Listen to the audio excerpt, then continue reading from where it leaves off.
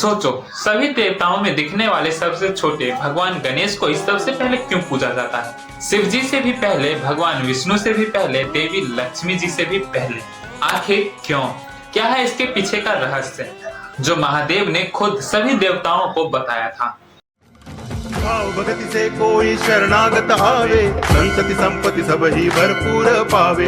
ऐसे तुम महाराज मोको अति भावे, गोसावी नंदन निच दिन गुण गावे। जय देव जय देव, जय जय जी गणराज विद्या सुखदाता, धन्य तुम्हारो दर्शन मेरा मन रमता।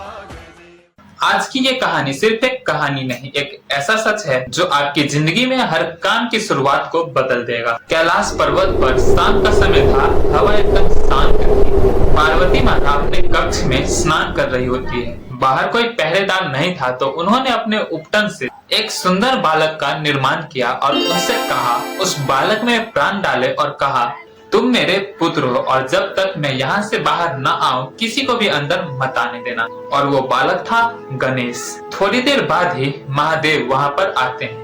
वे द्वार के पास एक अनजान बालक को खड़ा देखते हैं। भगवान शिव बोलते हैं कि हटो बालक, मुझे अंदर जाने दो। गणेश जी कहते हैं कि माता का आदेश है कि कोई भी बिना अनुमति के अंदर नहीं जाएगा। और यहीं से शुरू हुआ संसार का वो पल जिसने संसार का नियम ही बदल दिया। शिव जी के सभी गणों ने भगवान गणेश को बहुत समझाया पर गणेश जी किसी की भी नहीं सुने। फिर वहाँ पर युद्ध शुरू हुआ, देवताएं भी हार मान गए। फिर वहाँ पर भगवान शिव ने अपने त्रिशूल से गणेश जी का सर धड़ से अलग कर दिया। फिर जब पार्वती माता बाहर आती है और अपने पुत्र को बिना सर के देखती है तो क्रोध से उनका रूप महाकाली बन गया। प्रलय का संकेत होने लगा। वे कहती हैं कि अगर मेरे पुत्र को जीवित नहीं किया गया तो मैं पूरी सृष्टि का विनाश कर दूंगी।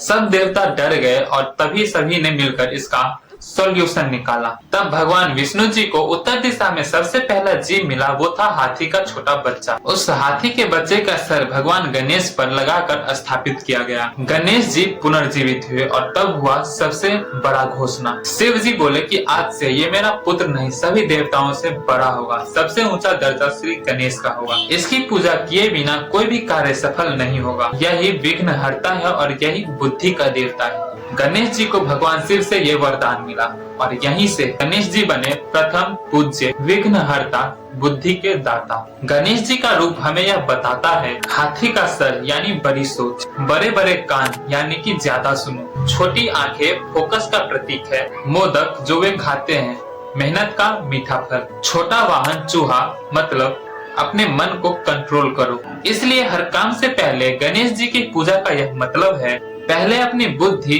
धैर्य और सोच को सही करो, फिर किसी काम को शुरू करो। एक श्लोक आप सबने सुना होगा, वक्रतुंड महाकाय सूर्यकोटि समप्रभ निर्विघ्नं कुरु मे देव सर्व कार्येषु सर्वदा। इसका अर्थ होता है, हे भगवान गणेश जी, मेरे सभी कार्य को बिना किसी विघ्न के पूरा करो।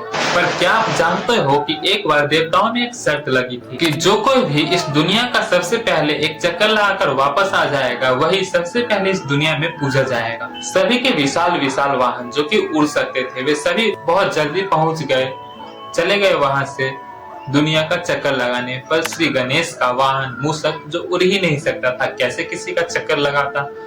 उन्होंने अपने वाहन चूहे पे बैठकर अपने माता पिता का चक्कर लगाया।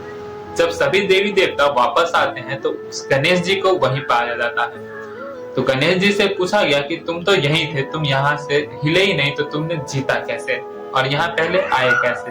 तब गणेश जी ने बताया कि मेरे माता पिता ही पूरे दुनिया के समान है, इसलिए मैंने अपने माता पिता का चक्कर लगाकर इस दुनिया का चक्कर लगा लिया है। भगवान गणेश कहते हैं कि मेरे माता पिता ही मेरी पूरी दुनिया है। तब सभी देवताओं ने माना कि भगवान गणेश बुद्धि और भक्ति में गणेश जी ही सबसे बड़े हैं। इसलिए दोस्तों, जब कभी भी कोई नया काम शुरू करो तो सबसे पहले भगवान गणेश को याद करो, पर सिर्फ फूल और दिए से नहीं, अपनी सोच को साफ करो, ईगो छोड़ो, गुस्सा छोड़ो, तभी गणेश जी सच में आप पर से विघ्न हटाएंगे। अगर आप गणेश जी को मानते हो तो कमेंट में लिखो गणपति बप्पा मोरया, और वीडियो को अपने दोस्तों के साथ शेयर करो ताकि सभी को पता चले कि गणेश जी की पूजा सबसे पहले क्यों की जाती है और आपको क्यों करना चाहिए। तो अब लाइक सब्सक्राइब कर दो। मिलेंगे किसी नेक्स्ट वीडियो में, तब तक के लिए बाय बाय।